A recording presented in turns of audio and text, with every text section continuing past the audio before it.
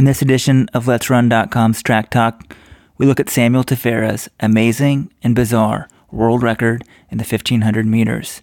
Plus, we tell you how to watch such a race at the in-laws. Lance Armstrong and another drug cheat were both at the Austin Marathon and were received very differently.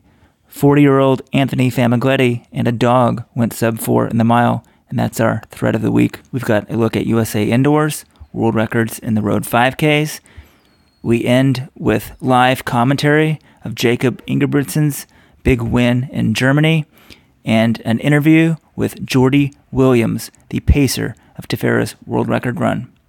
Before we get started, today's podcast is sponsored by FloydsofLeadville.com. Go to Floyds of Leadville and use code LET'sRunFeb10, that's the number 10, to save 10% off your order. These are certified CBD products with the lab results shared on the website. All right, let's get started. Needs around 27 and a half, 28 seconds for the last 200. Who's got it in their legs? The world record time, 3:31.18 of Tefera, attacking round the outside. He loves the track here at Birmingham. He won a gold at the World Indoor Championships last year. Tefera is coming away. Watch the clock.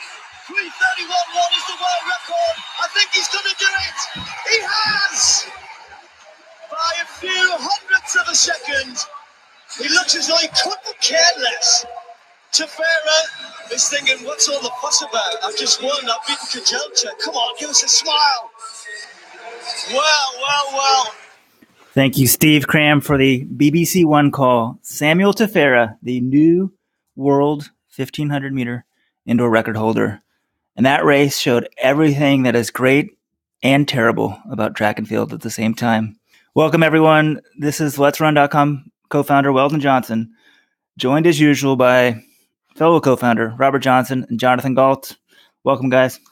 Hey, Weldon. Good afternoon. Thank you. I don't know about you guys. I was at the in-laws this weekend watching the race on my phone. I was excited about it. I thought the world record could go.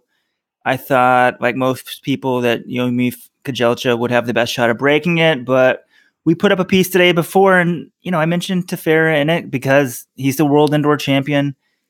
He's only run 3:31 outdoors, but a guy with that sort of talent, I think he can run 3:31 indoors. The indoor times aren't what the outdoor times are. The race lived up to the hype. I mean, there was really no hype about this race beforehand, and it came down to a thrilling two-man duel with Tefera kicking by Kajelcha the final 100 meters and breaking the world record. It doesn't get any better than that. And then Tefera acts like he won the, I don't know. I mean, JV kids get way more excited when they win a race than that. It was crazy. It didn't even act like he won the race, much less break the world record. And it sucked the crowd out of it. They were sort of quit reacting, and it was just really bizarre. Should we start with the reaction or the race first? I think maybe we shouldn't let the negative get away in the race. It was a fabulous race. Thank you, Alberto Salazar. Thank you, Yomi Kajelcha.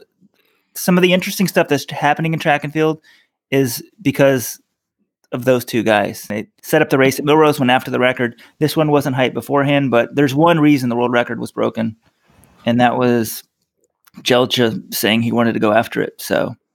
And think of, even go back to last year, that insane 5K in Brussels in the Diamond League final. Who's the guy who made that race? It was Yomi Kajelcha.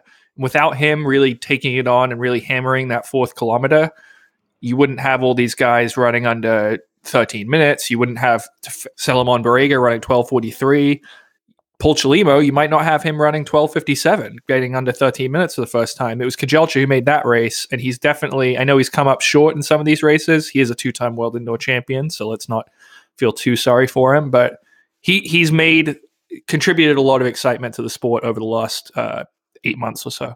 Robert here, joining the podcast. Weldon, first of all, when you're watching the race on your phone at the in-laws, are you secretly doing that? Like, are you like, excuse me, I need to go to the restroom for a minute? Or do you openly watch the meet in front of everybody else and they think, what's this weird guy doing? I mean, do they know what you do for a living? They know what I was going to do for a living. So I thought I was going to time it perfectly.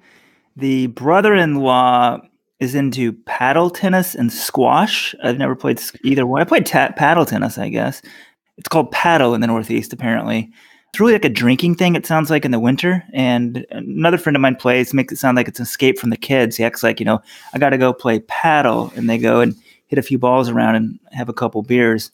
But I think squash is more legitimate in the Northeast. I'm not really sure with these sports. I don't know if you want to call them patrician sports. I'm not really sure how squash factors in, being a red-blooded Texan myself. But I thought I was going to time it perfectly. I went up to the brother-in-law's, and I thought, okay, I'll be in the car on the way up there. I'll be able to sneak in 3 minutes. And I got there, and next thing I know, the squash pro finds out that I'm from Texas, and then a cousin is there as well. He's never played. They want to set us up on a court, so they give us rackets and shoes and everything. And I walk out on the court. I just told the cousin Jack, fortunately he's a cool dude. I'm like, dude, I need 3 minutes. And they're like, what? I'm like, I need 3 minutes. I got to watch this thing. They kind of started laughing, making fun of me, but it was worth it. I was like, this one could be a world record. I got to watch this. And I'm so glad I did. I sort of did a fist pump. And then I immediately called John Galt and said, you got this covered, right? You saw that. And he's like, yeah, you saw the race, right? You saw it. And I was like, yeah. So I didn't get too much to think about the reaction. But as a fan, it's so great. Yet the next day, it's like if a tree falls in the forest and no one's there to see it.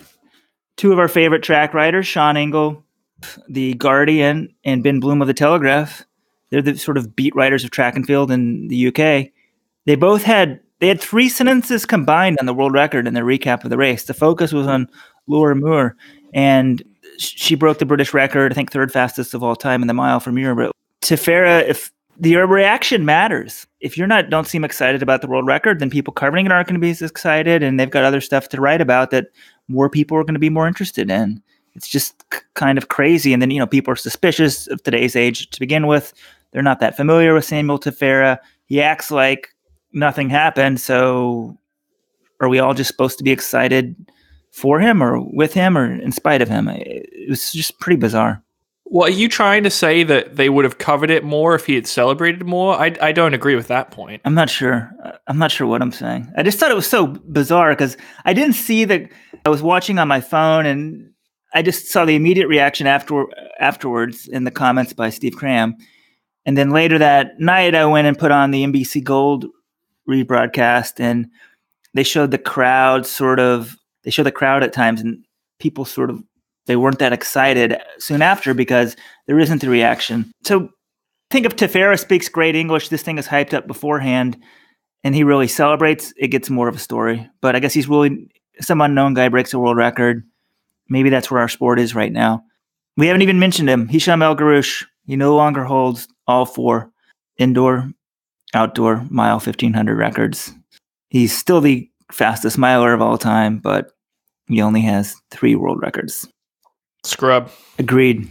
And then also, just with Tefera, you were there, John, last year at World Indoors when he won. That was in Birmingham as well. Loves this track. Great athlete, but not a lot is known about him. I haven't seen it, his agent put anything out about him this week. And I guess one could argue it's our job to go out and do everything, but we have USA Indoors, we have other stuff we're covering as well. At some point, I think our sport suffers just because people are content just to run the race and that's it. And there's so much more that needs to go in on it. Look, if you're a low-key individual, I get that's just how you are. And maybe, I don't know the guy. I don't know what he's like. I don't know if he would be more outgoing if his English was better. But I spoke to a couple of people who were there, journalists, and also the PA announcer, Geoff Wightman. And I think the thing that came up was the comparison. Haile Gebrselassie would run at this same arena, and he would run back in the late 90s, early 2000s, and go after records. And Gebrselassie, he had that 10,000 watt smile. His English was good. He was into it. He was an excitable character. He was someone that fans, no matter whether you're from Europe or North America or Africa, everyone was a fan of Haile Gebrselassie. Everyone was excited by him. And I'm not saying that Tefera has to be Gebrselassie, but I think, if Gebrselassie had broken that 1,500 meter world record on Saturday, he would have celebrated more. You'd be hearing about it more. There would be bigger stories. And so I emailed Geoff Wightman, great PA announcer. He does a lot of the in-stadium announcing for meets in England. And he was telling me, right from the start, we treated this as a record attempt. The stadium was completely sold out. Many of the same supporters have seen Gebrselassie, Bekele, Farah run records in the distance races. So they genuinely know how to pump up the volume for a record run right from the start. He said the acoustics were excellent at the arena. And He said right as he crossed the line, the world record graphic flashed up on the main scoreboard and trackside within a few seconds. We said that on the commentary as soon as it was confirmed on the computer. And then his next paragraph is what I felt was most interesting. He said, when any other record has been broken here, the party continues with flags, laps of honor, celebratory music, and one delighted athlete. When Gebre Selassie broke a world indoor record in Birmingham, there was a track invasion by Ethiopian expat supporters, one of whom broke his ankle jumping from the stands. This was not one of those occasions. The athlete being Tefera, walked off almost as if he had suffered a DNF rather than smashed an esteemed world record, and immediately flattened the celebrations of the crowd.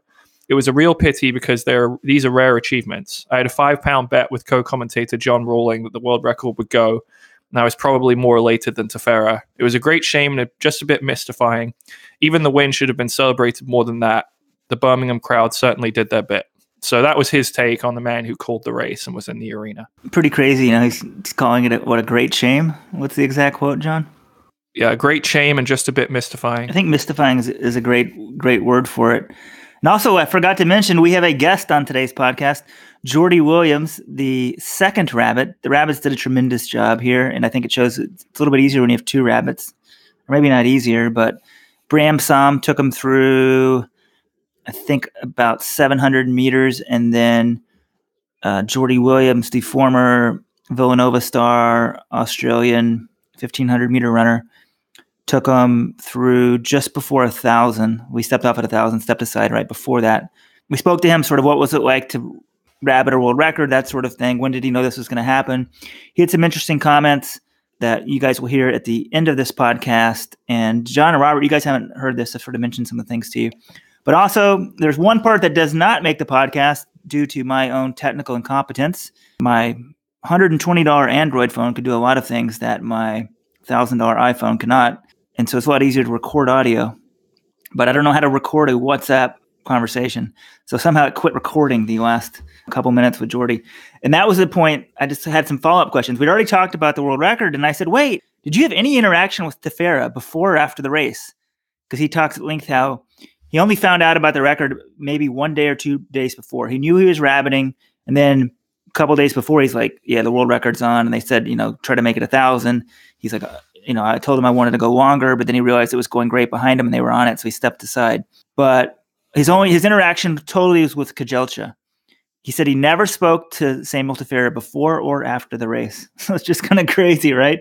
A guy breaks a world record. His rabbit had no interaction with him beforehand because the rabbit wasn't designed to help him break the record. The rabbit was totally for Kejelcha. So thank you, Yomif. Thank you, Alberto.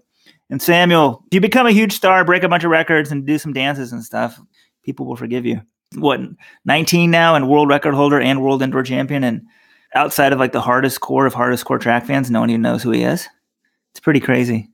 Yeah, well, you keep winning races, your profile's going to raise, and he's already accomplished quite a lot at his young age. So I think it'll be interesting to see what he does this summer.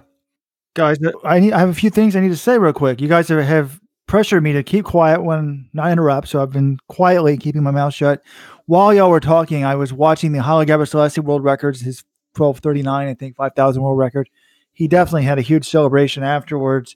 It was a sight to see.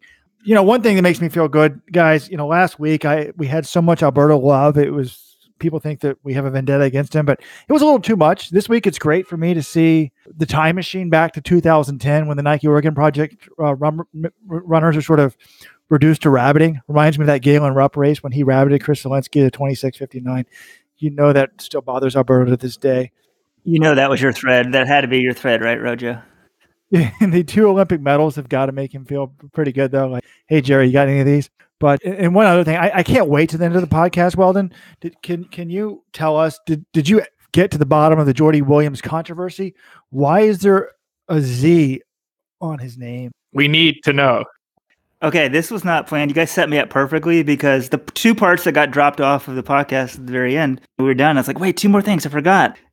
Rojo and John, what did we ask about the Z at the end of your name? They're like, is it a misspelling? What's going on? So, true story, he claims.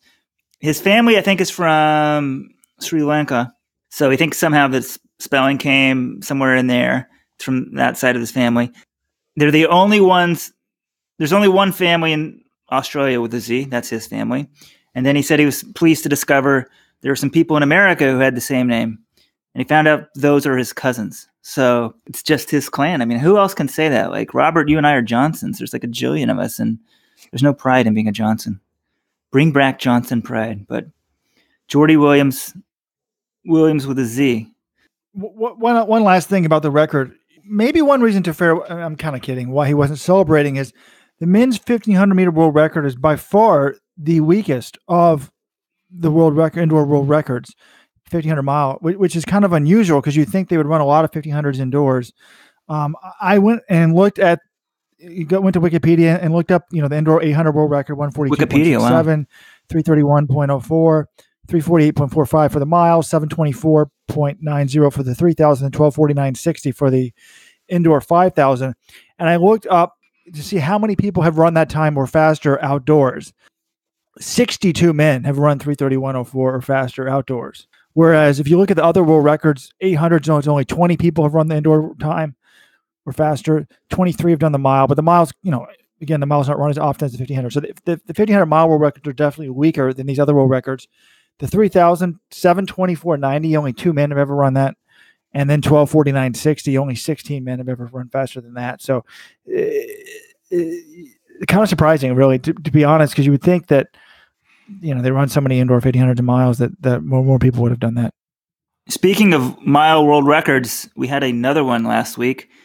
Anthony Famigletti, shout out to Fam, former roommate of mine in Flagstaff, ran a 3:59 mile with his dog tethered. It's actually a friend's dog, tethered to him. Pretty impressive. This is also the thread of the week, sponsored by. Actually, we don't have a sponsor for the thread of the week, but this podcast is sponsored by Floyd's of Leadville and Health IQ. If you want to sponsor the thread of the week, let us know. But this is the most popular thread of the full week. There's some other ones coming in hot the last couple of days, but they haven't been up a full week. 40-year-old Anthony Famigletti runs a 3:59 mile with his dog. It's pretty interesting, some of the discussion on there, and they've pointed out that guys have broken the 5K world record with a dog tethered to them. With a dog running in front of you, when you're in the air, you get pulled ahead and you can run way faster. Like guys who are 15-minute 5K guys can run world record 5K. It's pretty crazy. I never even thought of that. A 3:59 mile with the dog actually probably is not a world record, so let me take that back. I apologize to the other dogs that have run faster. But this dog was very happy, very excited. Fam was very happy and excited. Proper reaction. So if we could combine the Fam excitement with Tefera's running, or maybe the real question is, what could Samuel Tefera run with a dog leading the way? That would be interesting because one of my good friends, Phil, has a dog named Bekele. He named it because he actually found the dog on the same day Bekele made his marathon debut in Paris a while ago, back in 2014. And Bekele loves to run, no surprise. They put him on a track and had him follow a bike around. He ran a 3:11 mile. So obviously, we know that dogs are faster than humans, but was that a full mile or is that a 1,600 meters? I think full mile. I'm not entirely sure, but either way faster than 3:11. But the interesting thing, damn it! I wanted my dogs to break all the world records, and I would start registering them on Let's Run as like official records. But now I can't claim ignorance. I didn't know that somebody had run a 3:11. I would have had my dog break the human record and say that was the record and start keeping track there, which is sort of what happened in Monaco this weekend. We can talk about that one. Yeah, I'll get to that.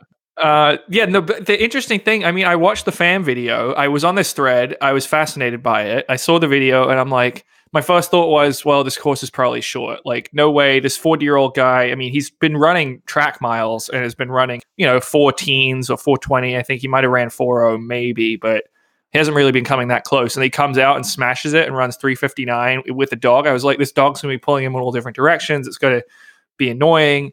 But actually, yeah, it turns out you can run a lot faster with the dog attached to you. There's this guy in England, Ben Robinson, and they have an event called Canicross, like canine cross country, basically, where you run cross country races with a dog attached to you. He says he's run 12:24 for 5K in cross country, and he's trying to go for sub 12 because he has a dog attached to him, and it's a pretty sizable dog that can just drag you. So this is, I just didn't expect that the dog would make that much of a difference. I didn't think it would help you that much, but apparently it does. Cross country, 12:24. Robert, he's with a dog attached to him. I need video. And are these accurate? I mean, Pham looked like it was on a measured, bicycle track. Weldon said a 15-minute guy can run 12 something. Come on. Like, what percent improvement? I guess. Which do you think helps you more, the dog or the Nike 4%? The dog, for sure. If you go from he's 14:59 to 12:24, that's way more than 4%. Speaking of which, I don't think we talked about the Laura Muir controversy, and I think that is the natural next level thing to talk about. So Laura Muir, the hyped up event at the end of the Birmingham meet, and the one that got all the British press was Laura Muir's 4:18 mile, which I think is third or fourth all time. It's a European record, indoor mile. A really fine performance. Big crowd was into it. She was into it, but I was really thrilled to read afterwards that the mark may be invalidated. Have you guys seen this? I did see it. I wouldn't say I'm thrilled that it might be invalidated, but I did read the article. No, I'm glad that people are enforcing rules. Like, if you have rules, enforce them. People can say it drives me nuts. So after the Nike 4% shoe was invented for the marathon, everyone started wearing them. The IAAF, I think, updated the rule book saying you can't wear a shoe that's not commercially available for everybody else, because what if some company invented a shoe that was just way better? Then it would not be about who's the best runner. It would just be about who has this technology. In June, IAAF Rule 143, any type of shoe used must be reasonably available to all in the spirit of the universality of athletics. Shoes must not be constructed so as to give athletes any unfair assistance or advantage. It sounds like someone needs to appeal this result or just sort of lodge a protest, and the IAAF will look into this. And someone needs to do this because... Oh, I'll do it. Can I do it? Turns out some pretty high up people are listening to our podcast. I'm not sure internationally, but if they're listening, this needs to be enforced.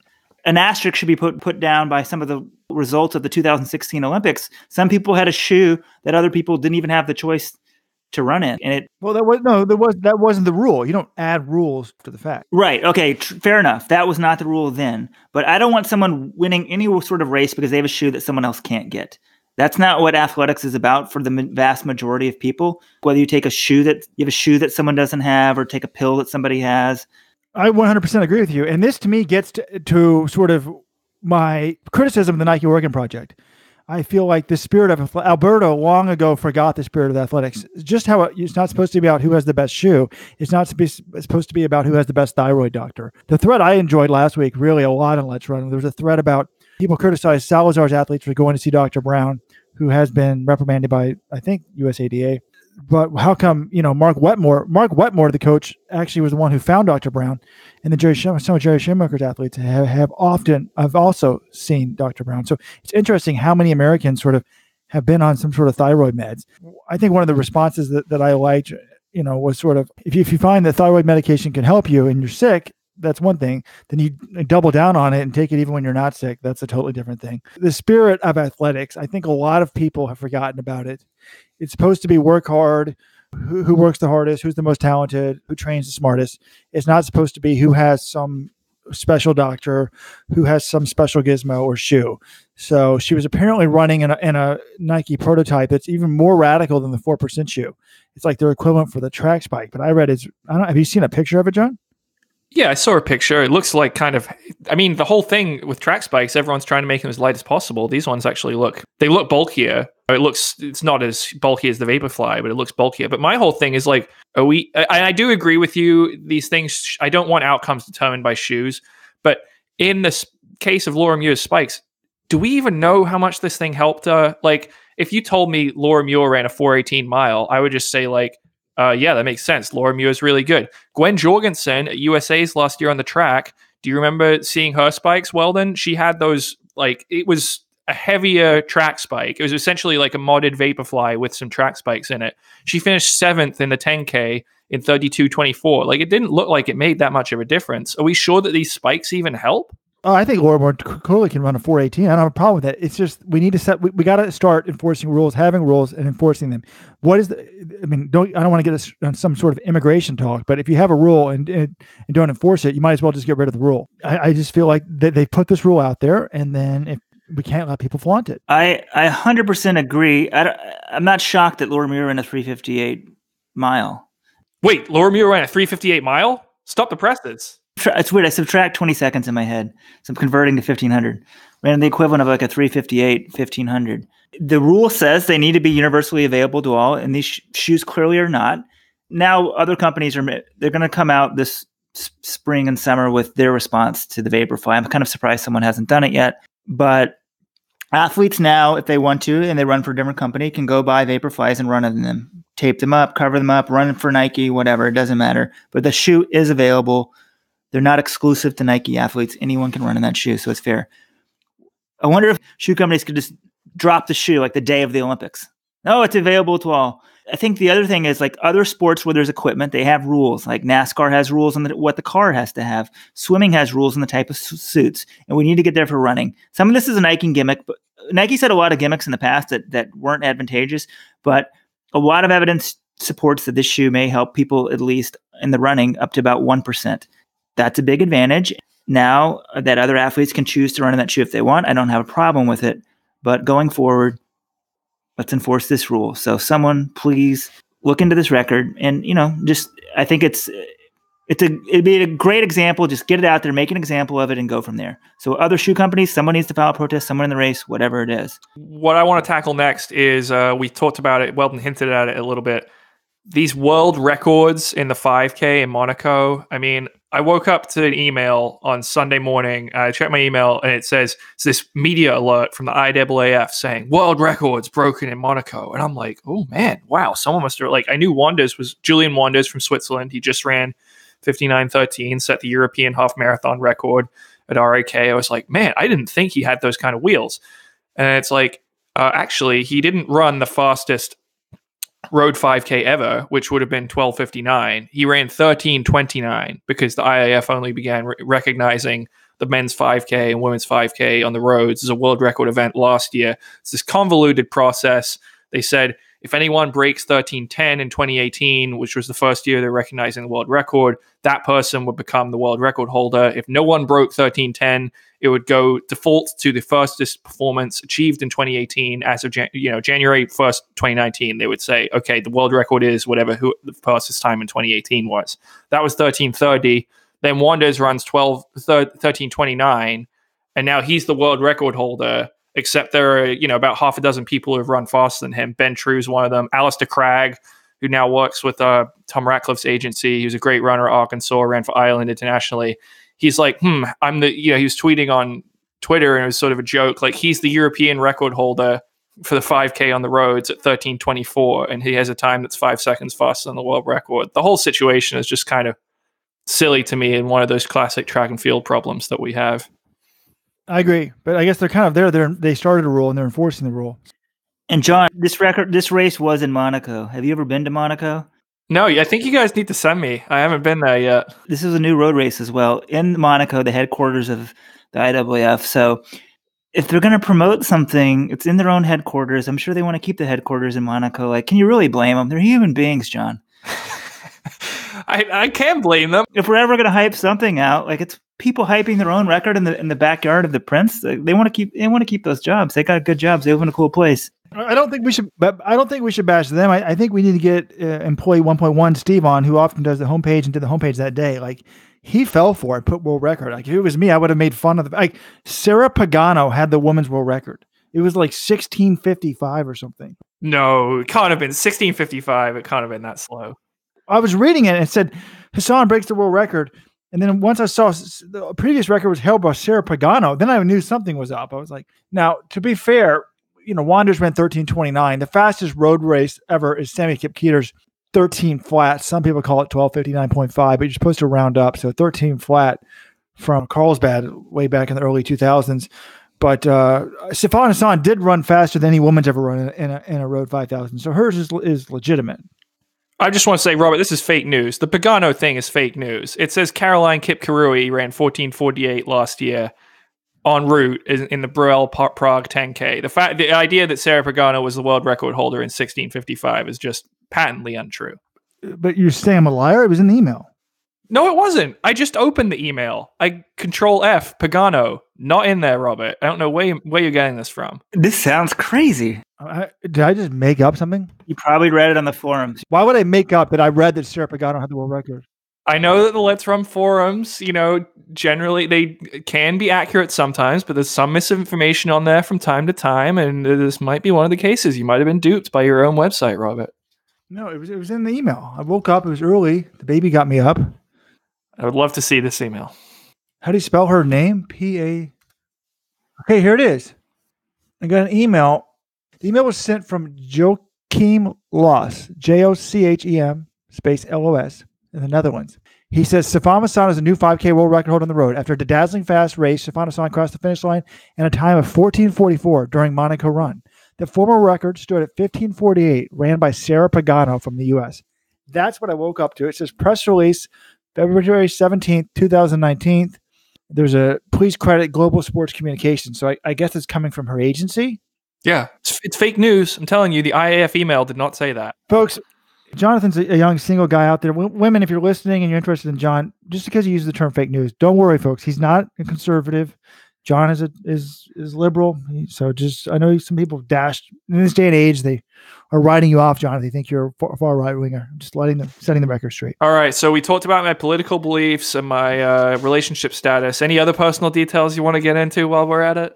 How about them Patriots, John? 6-time Super Bowl champs. We may have a Let's Run first today also with a live commentary of the Dusseldorf meet. Dusseldorf, I believe, is the... I just turned it on. It's streaming live on YouTube right now. 7,000 viewers, not bad.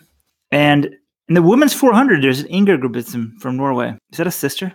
They do have a sister. I'm not up to date on my Norwegian sprinters, but later today, Samuel Tefera will be taking on, I believe, now only 2 of the 3 Inger Grubitsen's brothers.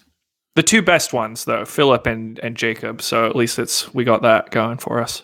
But we may just come back on and give live commentaries or live reaction just as a bonus clip instead of maybe doing listener audio today. Yes, because we've talked about how the reaction and anticipation is huge. I want to get on a few minutes before, tell you my thoughts. I'm really into this race. To me, this race is huge. But I don't want to share my secrets now, so I'm going to wait. So do we want to talk about USA Indoors? I mean, we do have a national championship coming up this weekend in Weldon's, well, not hometown, but adopted hometown. Everyone's excited, right? USA Indoors, Staten Island. This is going to be fantastic. Oh my gosh. Can't wait. No, I've always wanted to go to the Ocean Breeze facility. I'm actually very excited to go there. But a couple of things. One, and I've also always told my wife I wanted to go to Staten Island on the ferry and all this other stuff. But then from the ferry to Ocean Breeze, it looks like it's quicker to take some express bus. I have a car. I'm like, I may just try to drive that instead because it's the weekend. It's not the easiest thing to get to. But this is an off year. This is a problem with the sport. Like, finally some entries and stuff are coming out. But like, it's just not that great of a meet. There was a media availability with Noah Lyles yesterday in Florida. And we almost sent John Galt to that instead of going to World Indoors. And then we decided I'm the only one who's going to be Indoors. USA Indoors. I'll just cover it on my own. John, you can take the weekend off, sort of, cover it from afar in Boston and help with the race recaps. Because there aren't that many, the sport needs to do everything possible, maybe tie in insurance payments some of the new world ranking systems maybe will try to do this, but they need to reward, I don't know how they were going to reward domestic meets. But we now have a dying indoor track circuit in America, and the national championships in the off years are even worse. We have a 600, I believe, 1,000 and a mile and a 2 mile, just sort of weird distances, a 300. It's hard for people to relate to that. And not a lot of stars. There aren't that many sprint stars in America right now outside of Noah Lyles. And I guess some of these young guys, Sidney McLaughlin and others. Christian Coleman. We've got young sprint stars. They're just not running this meet. I take it back. Yeah, they haven't run indoors. Oh, making fun of the meet. I'm always excited for USA Championship. I think they tried to switch up the events a few years ago to be novel and stuff like that, but it's not really working. My complaint is, people skip the meet. Like, if I was a pro and I was Jenny Simpson, I would be bored out of my mind. What do you do? I'll wonder. Does she just sort of train 60%, or does she actually train hard now, even though she's not going to race for 4 months? To me, it kept me grounded to have 2 marathons to focus on, or 2 peaks a year to try to go on. I would be bored not racing in winter. So yeah, I wish there was some way to force people to do indoors or cross country. Shelby, She is running USA indoors. We'll give her that. Right. So she's doing something to promote the sport. I wish the shoe companies would just force people to do it. Then it would be easier. But can we talk about the field sizes? And John, the big controversy, give it to us. How many people are in the women's 2 mile? There are 31 people declared in the women's 2 mile. Now that number might come down because the mile is on Saturday and there might be some people who might scratch because they're double entered. But they've already said there's going to be 2 sections in the women's 2 mile. And what I've been trying to figure out today, Wednesday, and we might have some resolution on this by the time the podcast posts, is what they're going to do with the sections. Because right now, like I said, 31 entrants. It's clearly too big for one section. But right at the bottom of the entry list is Shelby Houlihan, the reigning champion, the best middle distance runner in the United States right now, and Colleen Quigley. They don't have times. Shelby gets a bye into the championships because she's the reigning champion. I'm not exactly sure how Colleen got into the 2 mile, but clearly she's one of the best at that distance in the United States.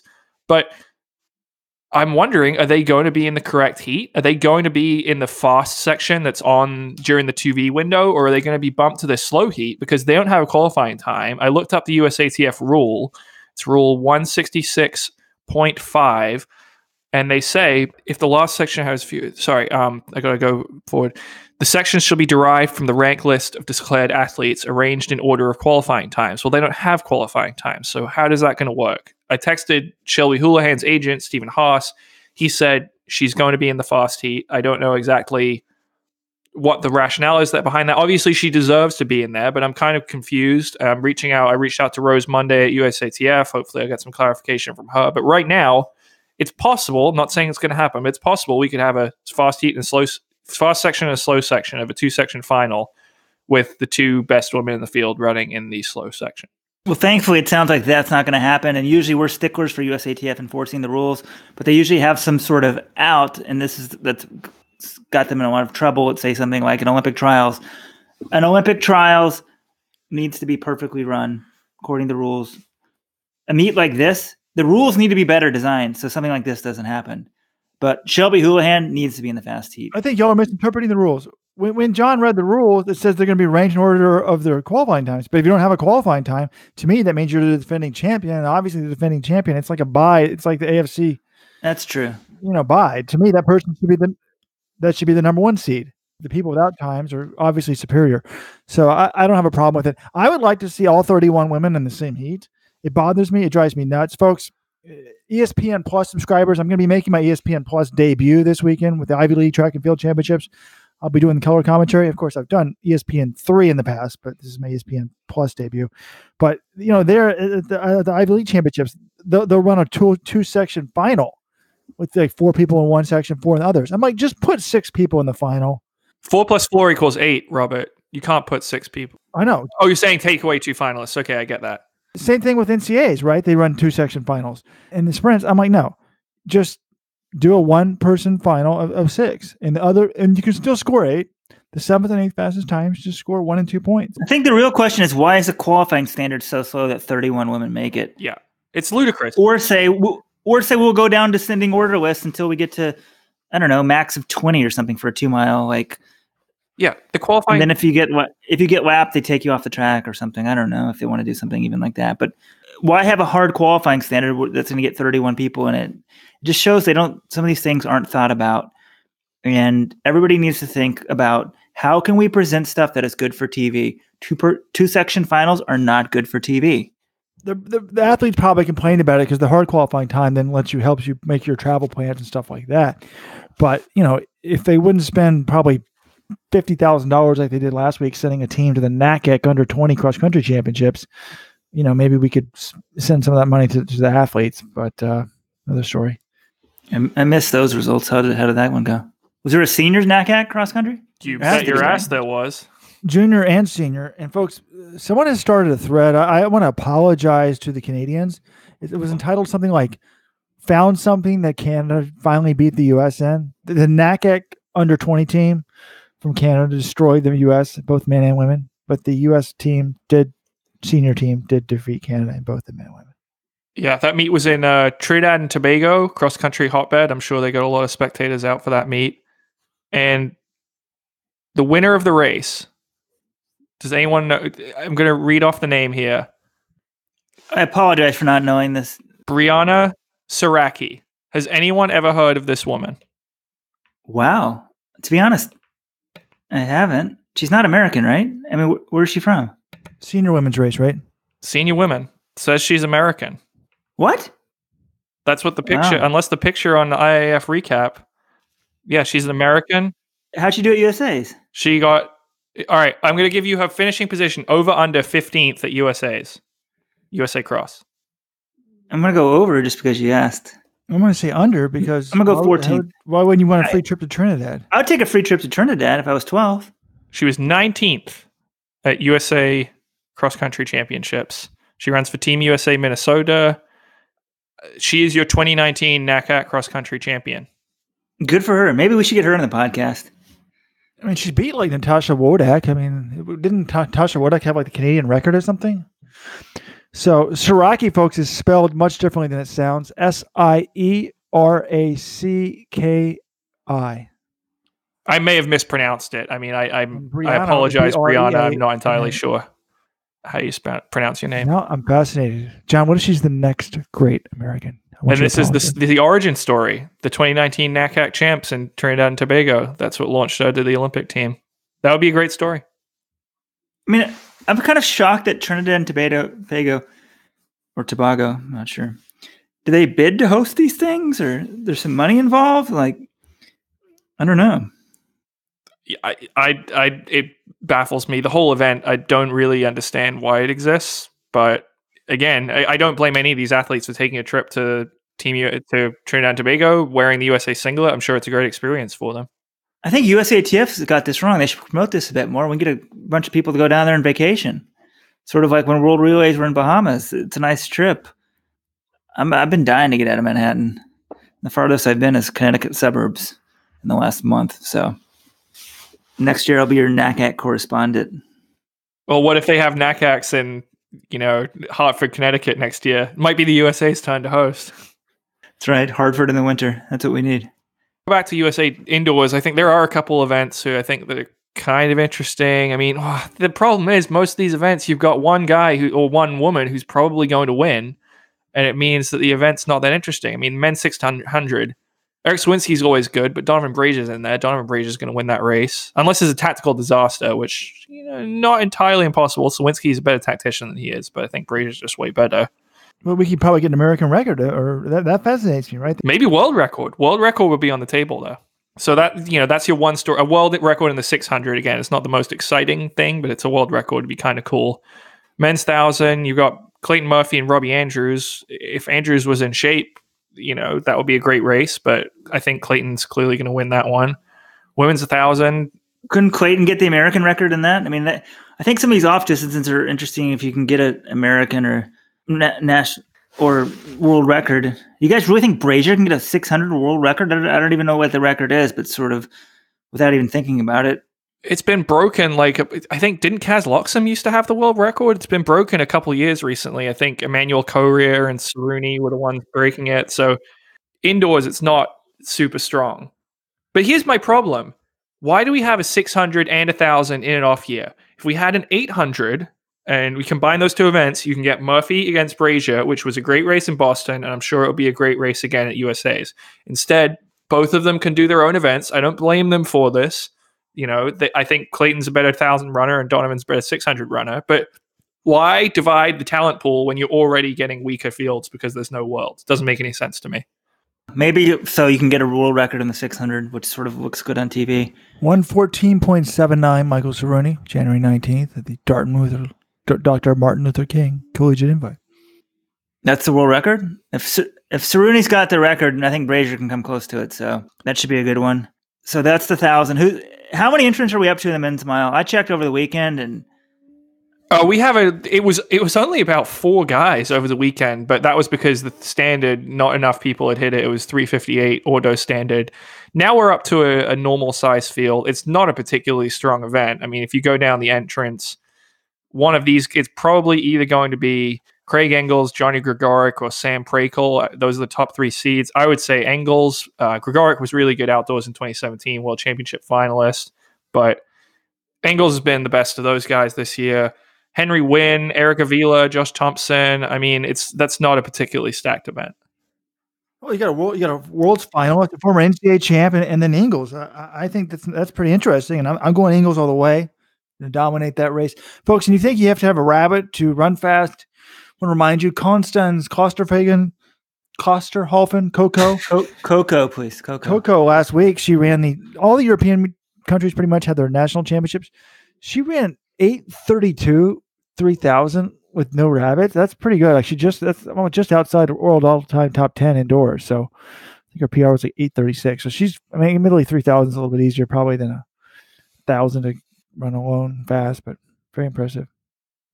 Was anyone else disappointed by Ingles at Millrose? I don't know. Maybe just because I'm in New York. I talked to him before the Norb Sander meet. He talked to people were talking big game, whether he could go after the American 1,000 record.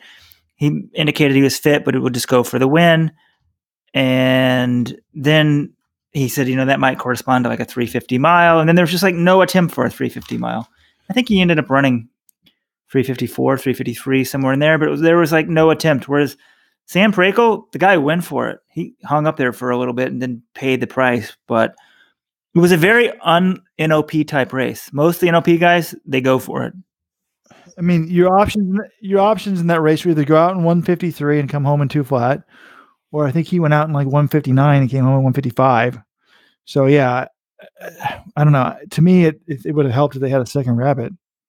Yeah, I mean, you saw what Murphy and Cheserek did. They tried to go with Kajelcha, and they still hung on for second and third, but they died hard, and it's tough. It's a tough situation to be in when the rabbit, like Robert said, the rabbit's either going out really fast or you're going to trail behind. I don't totally blame Craig for not trying to run 349 if he doesn't think he can run 349. I know Craig's high school coach, Chris Catt, and I texted him, but I forgot what the answer was. I said, he was there at the meet, I think.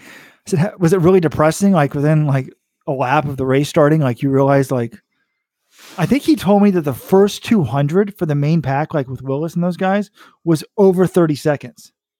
So yeah, I think he must have said it was depressing that like basically everybody else went with it, and then there was no one bridging the gap. 1,500 in Birmingham, Aussie Stewie McSwain ran 3:35.1 national record. That's only 3.5 seconds behind Kajelcha. He sort of went out just a tad behind him. So there's a different in that that's faster than those guys ended up running at Millrose. So you could try to do it that way and hang on. I guess maybe that's kind of like what you're saying, what Murphy and Cheserek kind of did, but I don't know. I feel like if you're Craig Engels, you're 4th at the Olympic trials, you're in the NOP project, you've got Clayton Murphy in the group, you have Kajelcha in the group.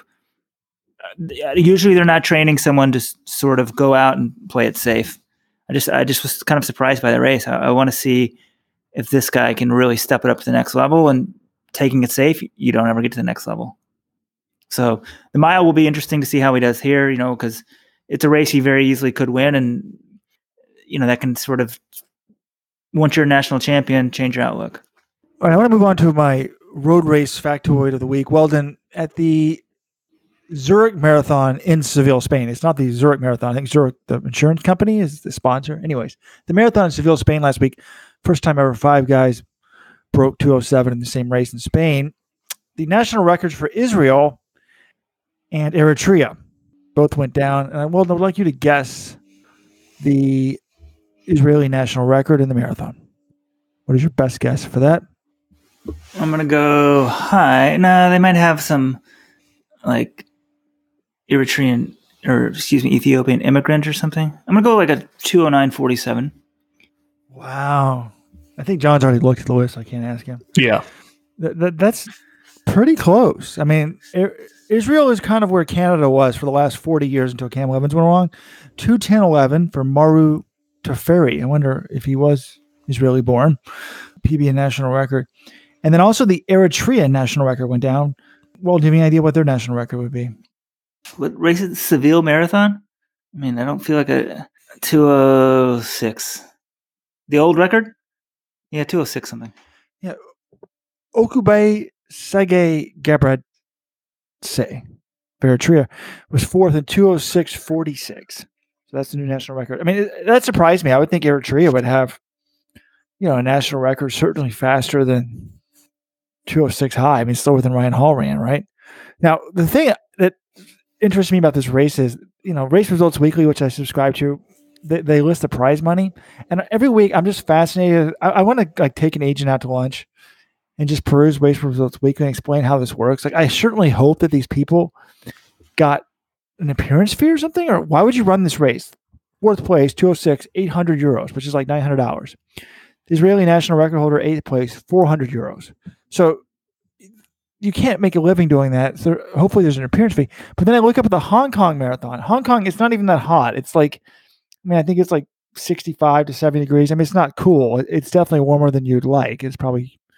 But Barnabas Kiptum picked up $75,000 last week for running 209.20.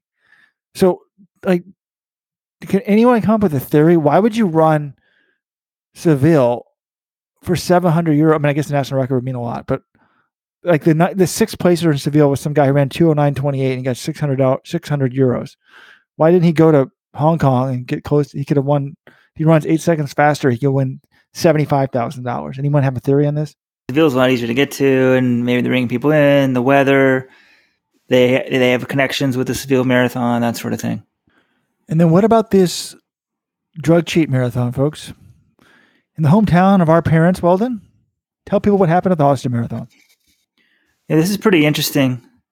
So at the Austin Marathon, the second person across the finish line was Mary Akor. Can't even remember how to pronounce her name. But the former Nigerian American, well, she's still Nigerian American, drug cheat,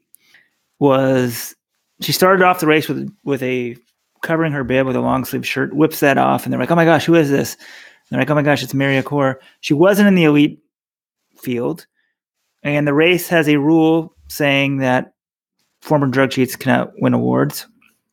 So she ends up crossing. She's kind of known for being somewhat of a dirty runner, not in terms of injecting herself, but sort of, if there's a thread in Let's Run, it's pretty interesting, like battling with people, cutting them off. So she cut off the eventual winner a couple times. It's kind of getting heated. The eventual winner, sorry, it's not in front of me, goes ahead, wins the race. And then within a minute, Akor crosses the line, I think in 2:42 in second. And they're like, sorry, you're DQ'd. You're not getting any money. So I applaud the race for sticking up to its rules. And I guess if a race, there's a whole different section of whether we should have rules beyond the official rules for doping and what that does.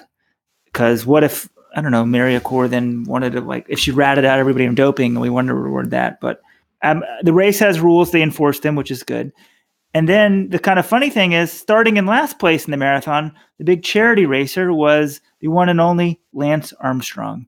And a certain amount of money went for every single person who he passed, and the money was donated for charity. So drug cheat Lance Armstrong is officially endorsed by the race, given a huge prominent role with the money going to good cause, cancer research. But up front, drug cheat can't win the money.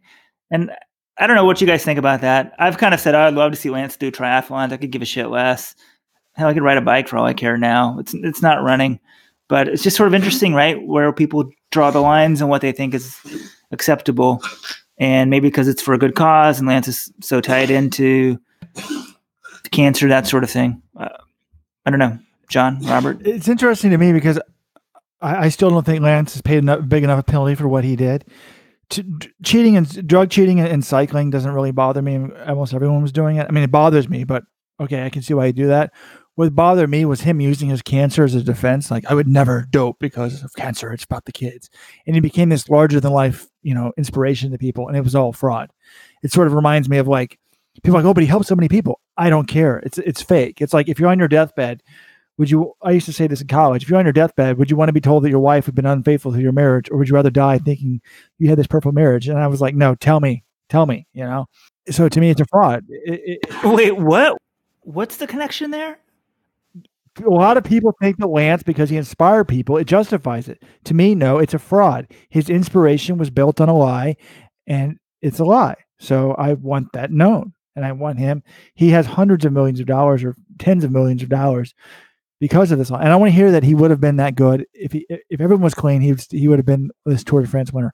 We don't know that. People respond to drugs differently. What I want to know about this. Oh, sorry, Robert. Go ahead. But at the same time, I was going to go on a rant and bring up.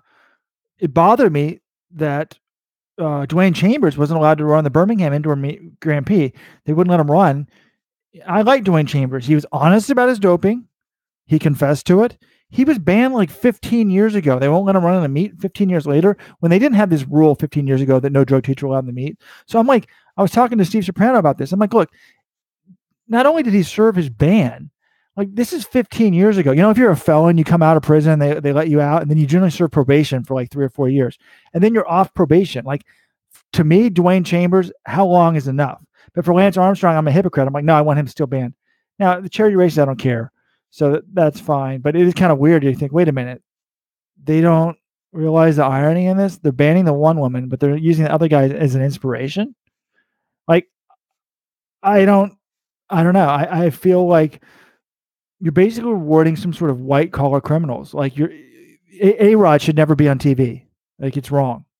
Well, what I'm confused about here is she was DQ'd for being a drug cheat in the past, or was she? It was never really clear. I read an article in the Austin American Statesman and said she was DQ'd, but was she DQ'd because she cheated in the past? Was she DQ'd for shoving during this race? Because I can understand if they have a policy of saying we're not going to pay you prize money because you're a drug cheat, but that doesn't mean you should invalidate her results. I mean, she's not banned by any federation. She's in the race. She's signed up for the race, not as part of the elite field, but she got a bib like everyone else. Does this mean we have to invalidate her result? Can't we just say, hey, she finished second. This was her time. She's not entitled to prize money and leave it at that. What's the problem here? I see that, but I think it's against the rules to run with your bib covered.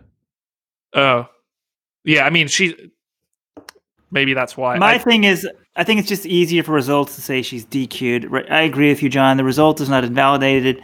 She still ran that time. Just don't give her the prize money. I don't know what you want to call it, but yeah, I don't think she should be DQ'd. She can enter and run the race. She's just not eligible for prize money. So I think it's kind of funny that she ran a full marathon, flew all the way down there and paid her own money and gets nothing. So, you know, and even who knows whether the long sleeve shirt thing was trying to prevent people from figuring out who she was till a long way in the race, and they figured she'd figured like, oh, they're not going to do anything to me. But no, they let her finish, and then they're like, yeah, sorry, you're not getting a penny. So I think it's I don't have a lot of sympathy for people who cheated the sport in the past, but I do agree with Robert on the Dwain Chambers thing. They put in a rule after the fact that drug cheats can't run the race. I think I would have been fine with him running. Plus, he admitted it and that sort of thing. I think those people need to be treated differently. But it's just different.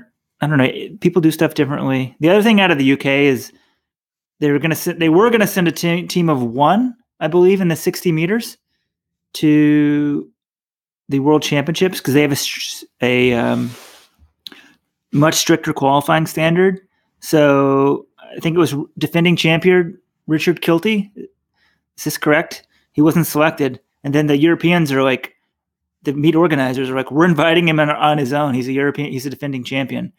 And I think this is another instance, like the guy's the defending champion. You're only going to send one person from the country. Like, I feel like British kids at home would want to see this guy in the race, at least when they're watching, they have someone to root for. He was the champion last time. Sure, he may not have the absolute qualifying standard, but you can send him. You're only sending one other guy. Like, send as many people as possible. Kids watching, they in Britain want to see a British guy out there. Like, give him a chance. It's good for TV. Always think, what is good for TV? And the meet's in Glasgow. It's in Great Britain.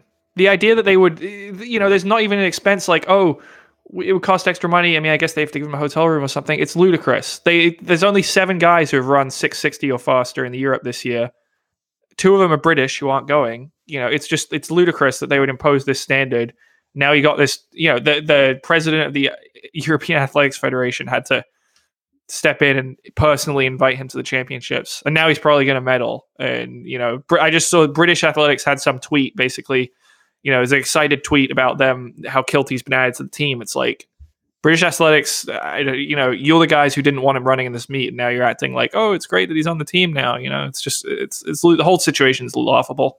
Yeah, it's amazing. Just sort of country after country, people getting in the way of sort of doing the thing that's pretty simple. And I guess maybe you don't want to have czars running the sport, but in some ways, if you have czars running the sport and they do it right, we might get a better product. But when you have these, I don't know, rules or discretion that can be used, I think the people who have the ability to exercise the discretion need to think about what is best for the sport.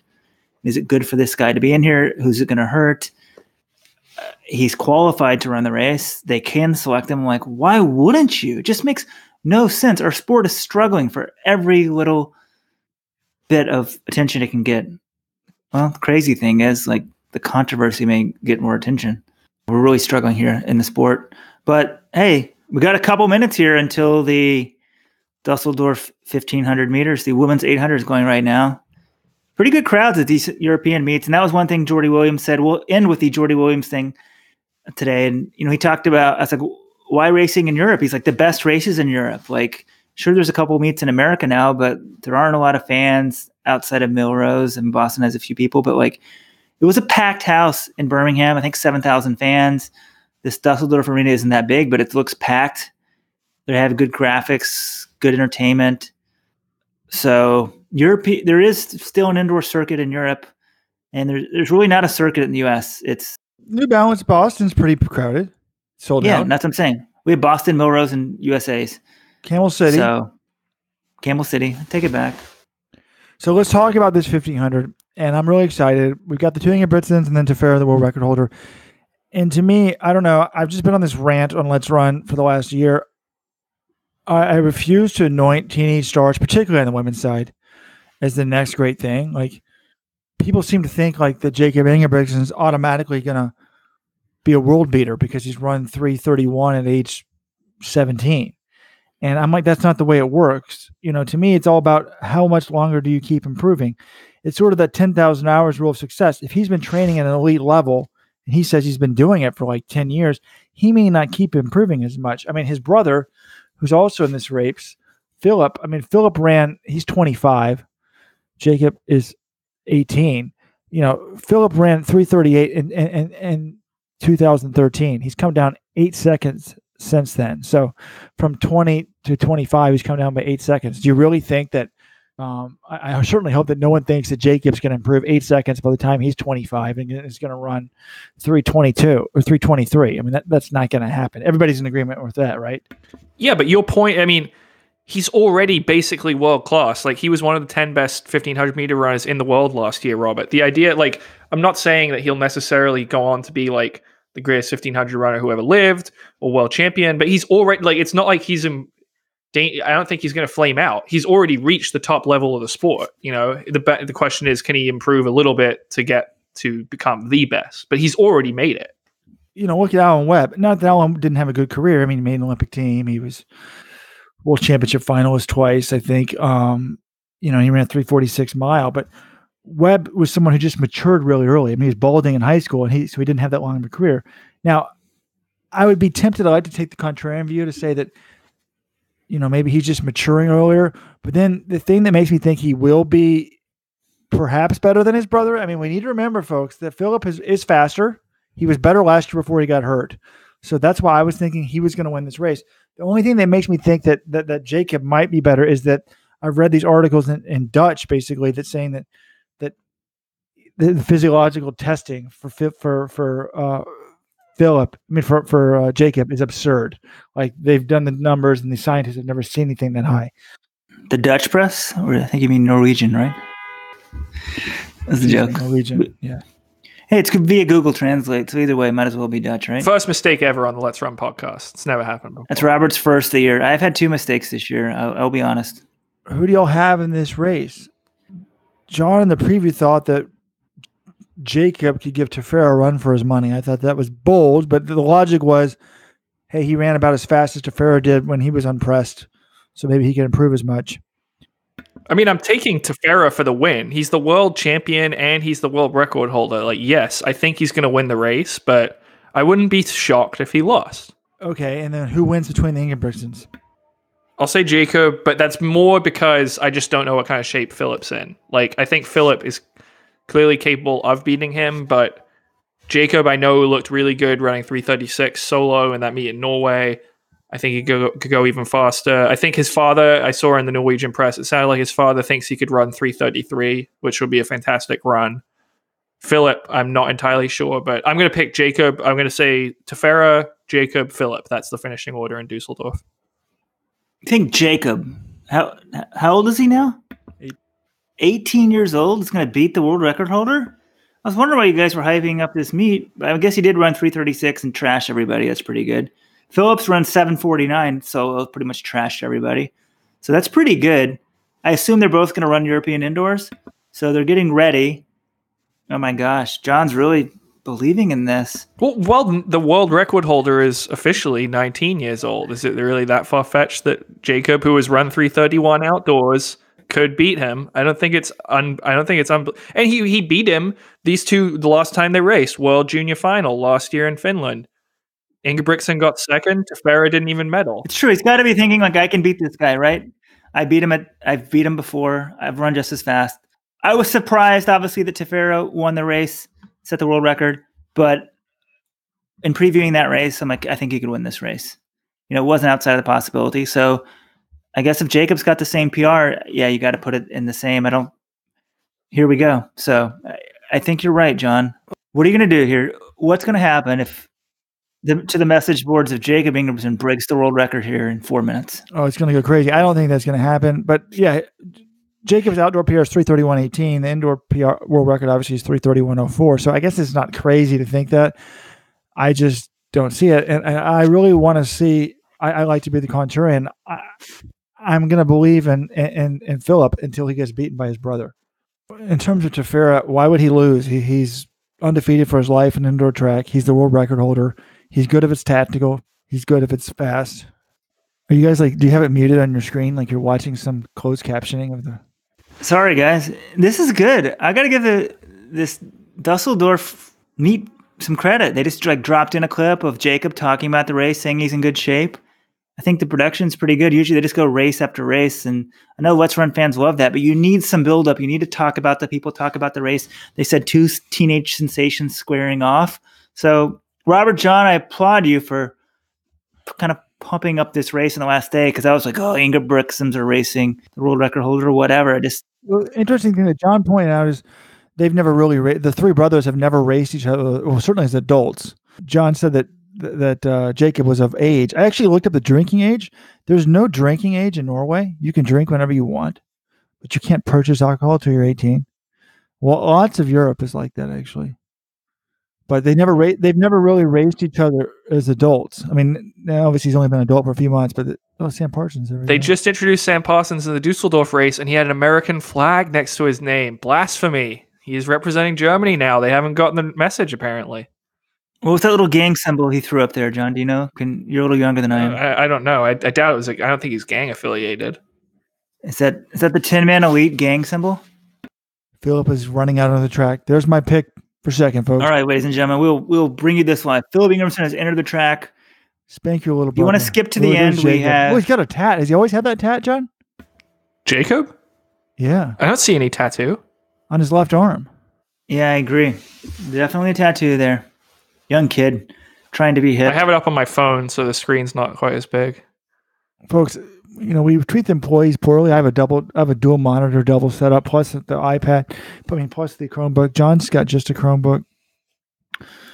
Terrible. Everyone needs to get a TCL Roku TV. I have YouTube live streaming on my TV. There he is, the world record holder, Samuel Tefera. Oh, he's celebrating. Put his hands up. He acknowledged the crowds. This is good. Thank you, Samuel. One guy in Adidas singlet wearing Nike shoes. Okay, they're lined up. They're crouched down. They're off. And they're off. Okay, that's good enough. Off. Have a second off. Okay, we're good. See here. All right, folks. This is the first live Let's Run commentary. Okay. What the hell is Bram Sum doing? He's the pacemaker. Tefera's getting in third. He's behind the second pacemaker. Jacob not in a good spot for the youngster. He's out in the back. He's running extra distance in lane 2. He's in 1, 2, 3, 4, 5, 6. He's in 7th. He looks smooth, though. Smooth runner. What's up with the arm sleeves? We didn't get a Parsons. split. I did not see it. I hate the 1500 start because they're on the wrong side of the track. Oh, I always forget too. Same with me. I'll get a 300 split. Should I take it for Tefera, I guess? Yeah. Watches. It's like 42.5. 42 point. So Tefera is the first racer here. Then we've got Philip. Bethwell Bogan's in between them, I think. And Philip. Now Jacob's on the rail. 56.14 at 400 meters.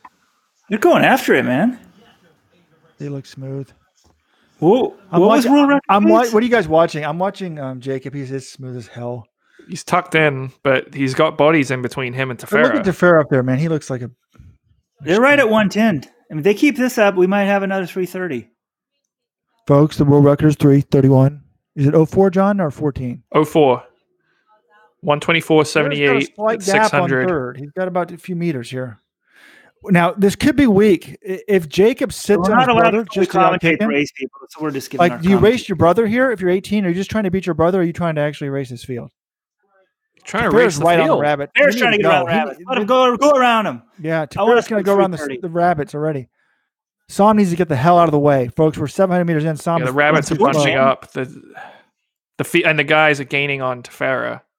Tefera's 154.4 at 800 meters. That was a 29.65. That lap was not too fair, slow. Folks. Ingebrigtsen's got to go out like cowardly, and then now they've caught up because the rabbit slowed down. Not cowardly, but Tibet looks like he's hurting. Tefera is just, if he had a better rabbit, he would run for under 331 for sure. Look at this. So I guess by the time this goes off, people have watched this race. He's got about 5 meters on the field with 1,000. Oh, they're way too slow. What was 1,000 at Millrose? 224. I mean, they're slowing way too much. What was it at the other one? 220? Yeah, now Philip has hit. Jacob's into second, Phillip. Then Philip. Oh, wow. And they're catching Tefera. Jacob's still there. We got 400 to go. Boom.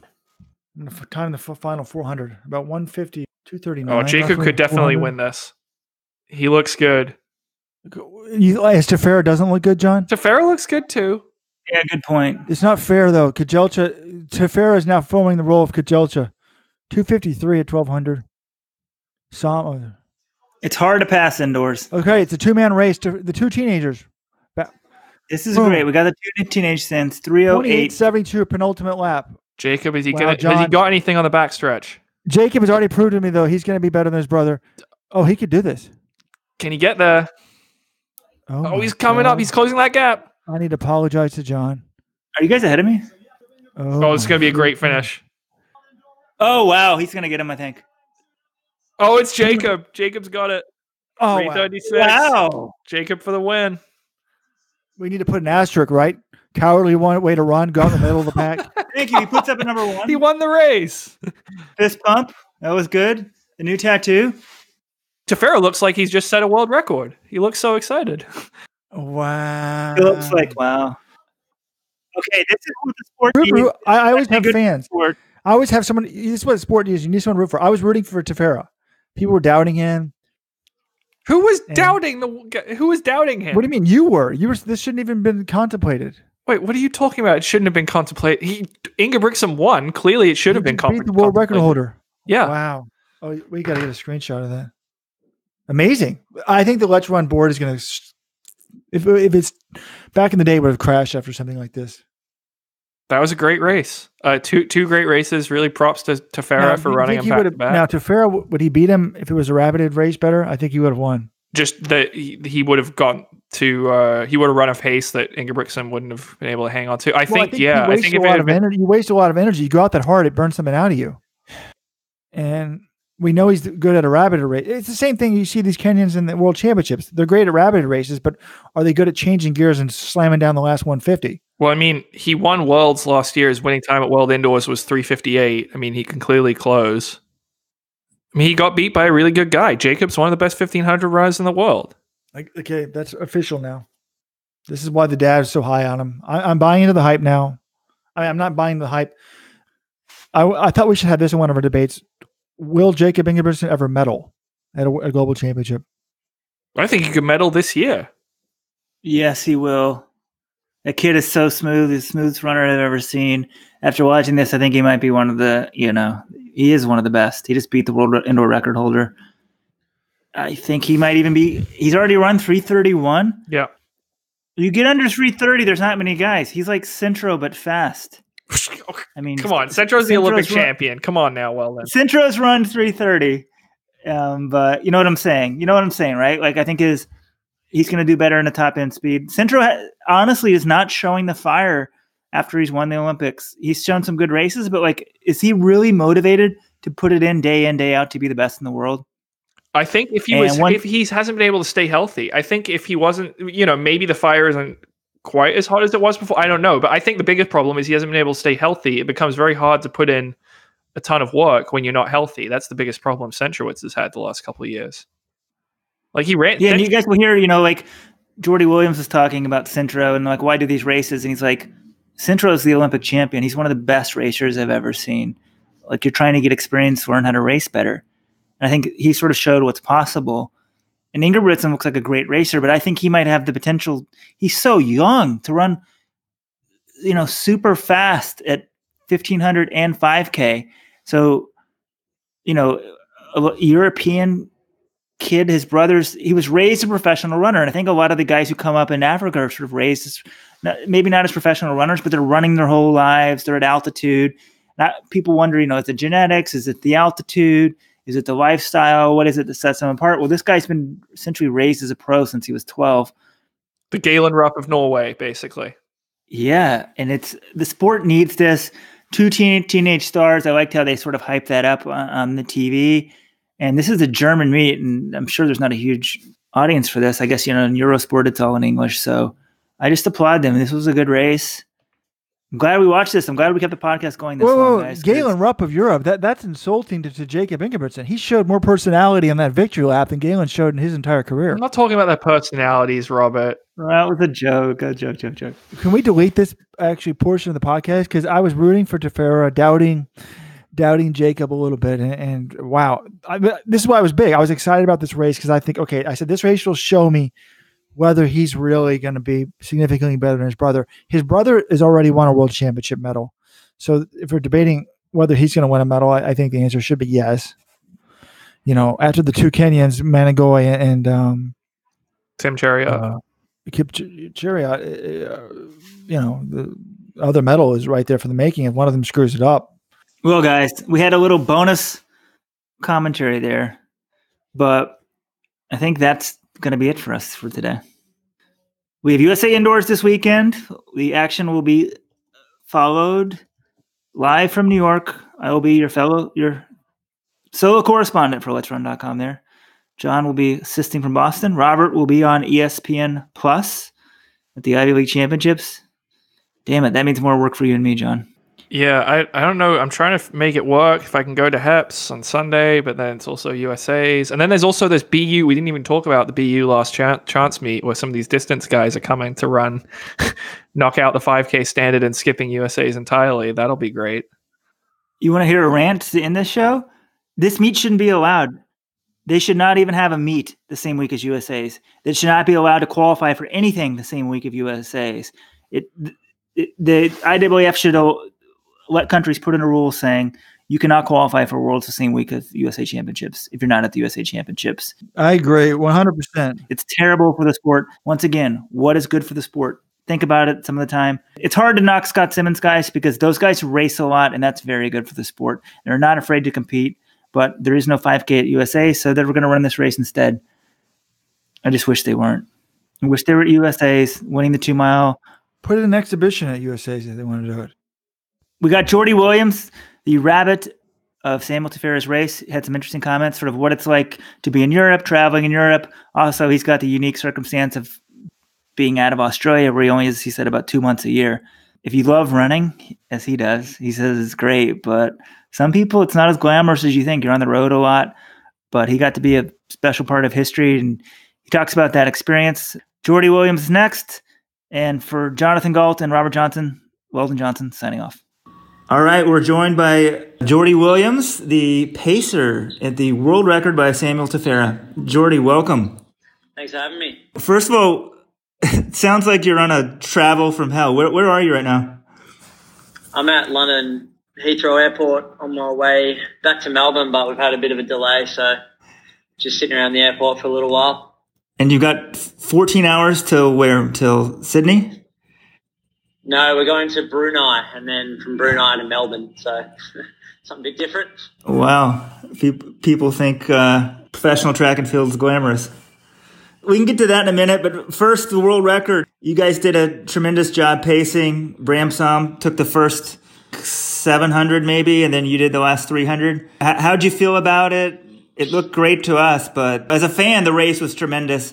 And to have the upset win and a world record as a fan, it doesn't get any better than that. But none of that happens unless the pacing's pretty good, and you guys did a really good job. Yeah, it was pretty cool. I think most important thing was we stayed relatively even. If you sort of go a little bit too quick anywhere in there, it sort of ruins it. So I think it was really good and set up really well by Bram. I think he probably deserves a lot of the credit because he was so even those first 3 laps. So that made it really easy for me. But to be honest, it went so quick. I didn't really have much time to think about it or soak it in, just because, especially on the indoor track, and you go on that quick, trying to keep an eye on the clock. It's all happening so fast. So it was pretty cool when I finished being able to watch the last 2 laps. That was really cool. So I think I had the best seat in the house. I was at about 50 meters to go. So that was really cool. What were you thinking after you stepped off?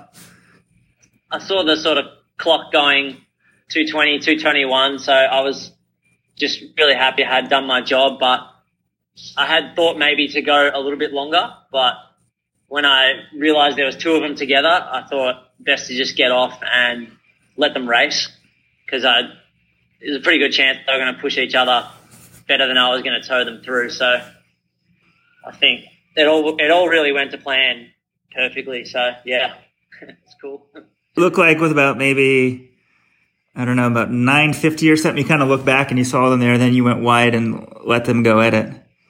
Yeah, I had told Yomif before the race I would try and go 1100, but I was told a K, but further if you can. But they were fine. I had faith they could get it done. They did. I was at my in-laws, kind of this crazy thing, watching on my phone yesterday. It was a great race, and I saw him coming in. I'm like, oh, he's just going to miss it. I thought, it was so great. I was so excited watching it myself. Be a part of it's pretty cool. Maybe take a step back. Like, how does something come about? When did you know you might pace this thing? Who reached out to you? Sort of these things just don't happen on their own. You've been in Europe for about a month now? Yeah, just about 4 weeks. So you've been racing all over. You're in France, Sweden, Ireland, I think Germany. This one was in England. When did this opportunity come about? I knew about it for a while. I didn't know about the world record till two days before, maybe even a day before. But I was, for a long time, I was going to pace this race because we had the two Australian guys, Stewie McSwain and Ryan Gregson, trying to run an Australian record. So I was always going to do it for them.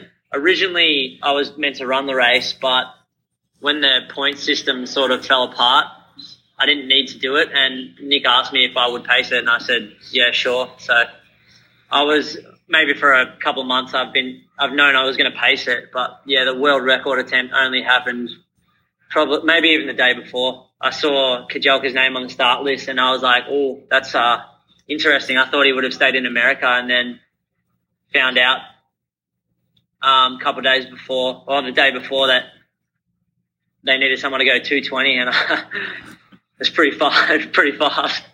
So I was a little bit, nervous going in, but I was pretty confident I could get the job done. So did you talk to Bram and the meet organizers and Kajelcha? It sounds like you did talk to Kajelcha a little bit beforehand, but people want to know, is there a meeting where you guys meet, or they just say, here's the pace, go at it? What sort of preparations behind the scene are there? My manager and coach told me there's probably a good chance I'll go for the world record. To be totally honest, I didn't think that they would get it. I thought that would be close, but I didn't think they'd get it. And I think when I got to the hotel, as soon as I got into the hotel 2 days before the race, we saw Kajelka, and he said 152 at 800. And that was as official a word as we'd heard at that point. And then the next day my coach said to me he had chatted with the meet director and he had said, yeah, we're going for 220. They're going for the world record. And then I chatted to Bram Som the day before and he was going to go anywhere between 600 and 800. I don't think it was as official as you'd think. It was sort of a few broken conversations in the lobby and just a bit of a word from above. The Spencer Barden, the meet director, just sort of said, this is what it's going to be. Get it done.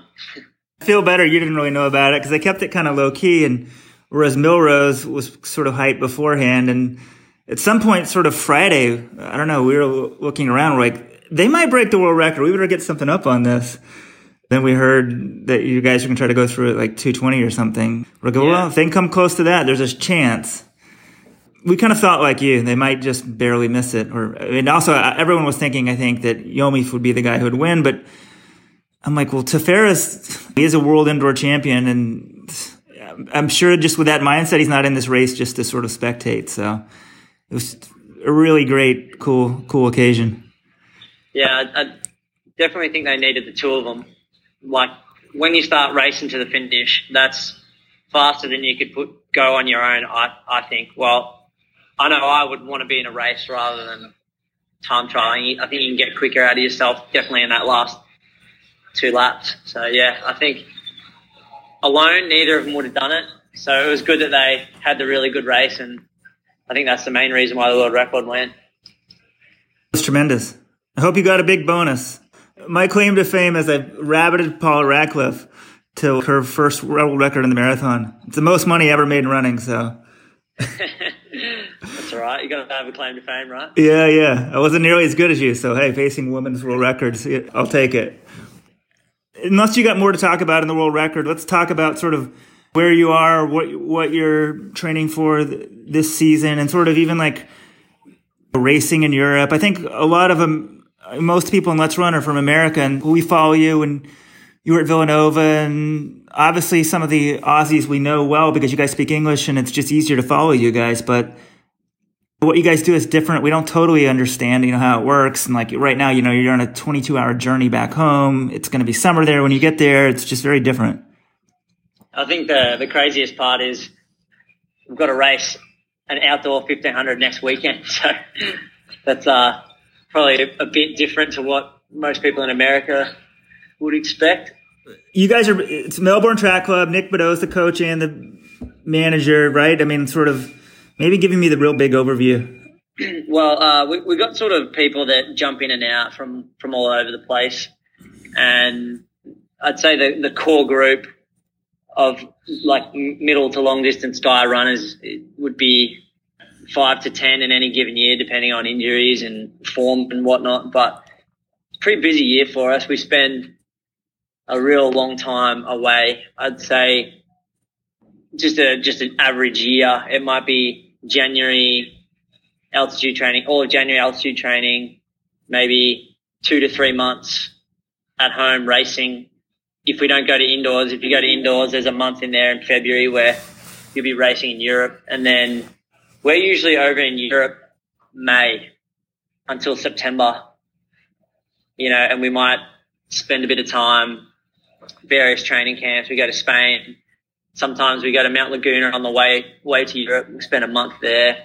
So I think the real difference is it's a very long time away from home. I usually only spend about 2 to 3 months a year at home.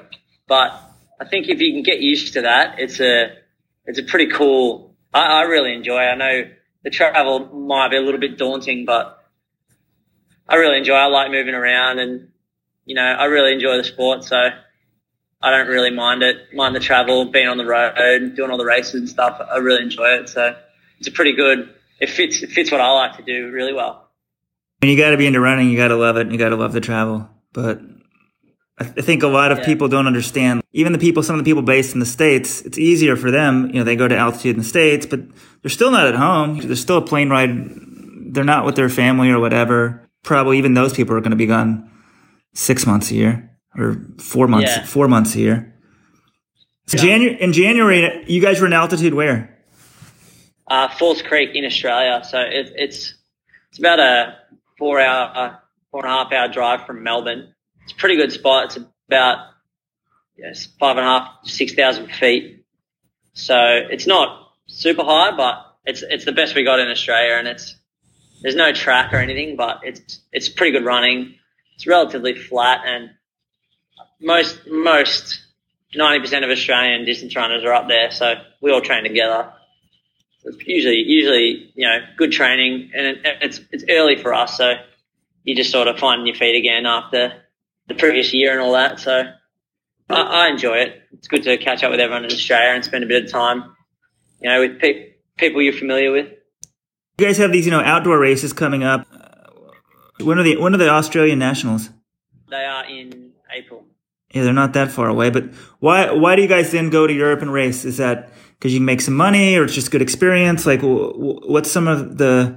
I mean, Stuart McSwain broke the national record yesterday. I mean, there's those type of goals. But why does the whole group or some of the group go to Europe? I just don't think you can get races anywhere else in the world like you can in Europe.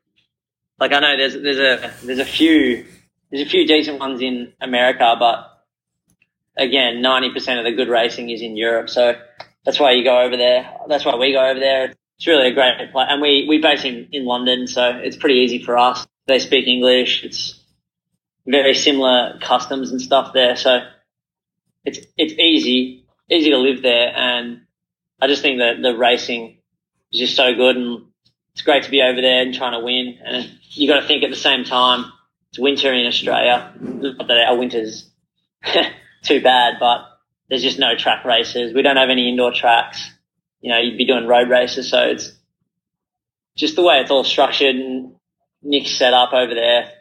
It's great. You get opportunities to get involved with lots of diamond leagues and World Challenge meets and lots of other little ones. And there's awesome stuff that pops up all the time, like the Great North Run. And I know a few years ago, a guy from our group called Birmingham went and did the Breaking 2. And so there's heaps of stuff over there, and it's just a bit easier to be in Europe, I think.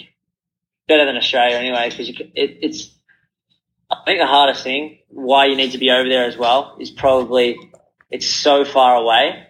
It takes you a good week or so to get adjusted. Like, you can't just fly over, race the next day, fly home. It's just way too far.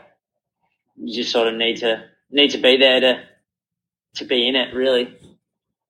Yeah, that definitely makes sense.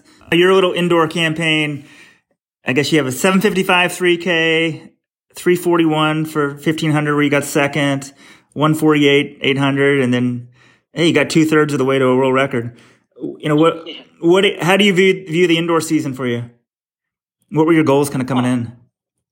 I didn't really have too much expectation on myself, really, where I think the way our training group, like the way we train and work and stuff, it's just sort of, we're about halfway to ready, but you're never too far away off being ready. So I really needed, I think I got better every time I raced, or, every time I was on the track. So that's the main thing. Just, you get a bit better every time, and we'll have our races coming up in Australia, and hopefully can go a bit better again. And by the time we're over in Europe, we're really ready to go. This year's different with Worlds later, but I assume making Worlds at 15, is that the number one goal? Yeah, I actually haven't run the qualifier. My PB is 3:36.3. So that's my main goal, is to get the qualifier and worry about the rest of it later. So I actually made it in 2017. I made the championships on the roll down. So I was pretty lucky to be there, but I think I've definitely made the most of it. And yeah, my big goal is just to get the qualifier and run in Doha. What's the qualifying standard now? 3:36 flat. Now you're only 0.3 off. You'll get it. I guess in Australia, 3 guys probably won't have the standard, so if you get it, you'll make it. Like, half the time I don't understand you guys. How does the qualifying work there? If you do well at nationals, can that help you more than some other guy who doesn't? So it's pretty much like, if you have the standard and you win, you're in. But then there's 2 other spots for discretionary. So, like, you have to get the qualifier, obviously, but they can then pick the next 2. So, say Gregson doesn't decide to do nationals and gets the qualifier, there's a pretty good chance they're going to pick him. Well, you guys got some pretty good guys with him, and it seems like Stewart's kind of doing the best of anyone right now. And I was reading something, Nick was saying he thinks he could, I guess Craig Mottram sort of was the standard bearer, right? And he's like, that's the guy everybody's shooting after, and Stewart's the one I think who can come closest to that right now. Are you far behind him in workouts? Is he inspiring to you? How do you view it? I mean, he's a little bit younger than you. Is it a good rivalry, or how do you guys get along? Oh, we're very different animals. He does stuff that I couldn't dream about in training, but myself and Gregson, we line up really well at training. We work together like really, really well. So I do a lot of my training with him, and we're sort of, I'd say, more 1500 specialists, drop down to 800. You know, it can go higher, but I don't think I'd run anything special over 5K. Grego, probably a bit better. Definitely a bit better. Stewie's more like a 5K guy that drops down. Right. So I think he's definitely surprising a lot of people that don't know him very well in the 1500, but I would think he can run 332 this year. And, yeah, I don't know. It depends what he really, really wants to do, because Stewie loves doing every event. So I think if he really focuses on one, he'll do something really good, but it just depends what he wants to focus on. Like, he ran 13:05 last year, so there's no reason with the way everything's going he can't run a little bit quicker. But at that level, you sort of need the race to go the right way. Yeah, for sure. It's not easy. Quickly sort of turning, a lot of people in America know you for your time at Villanova.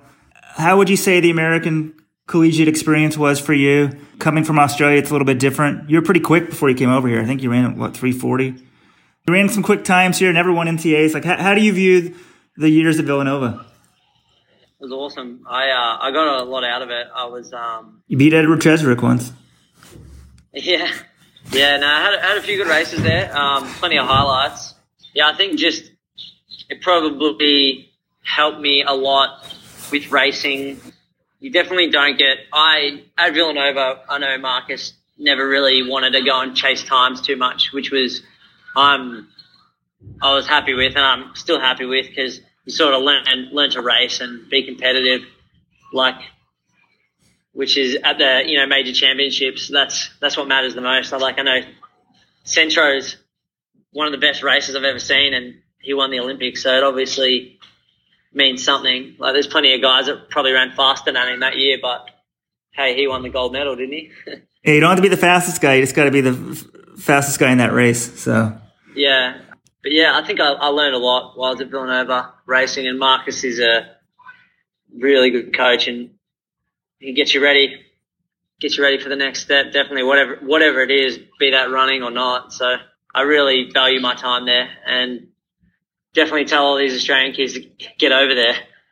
were you familiar with how good Marcus was as a runner before you came over?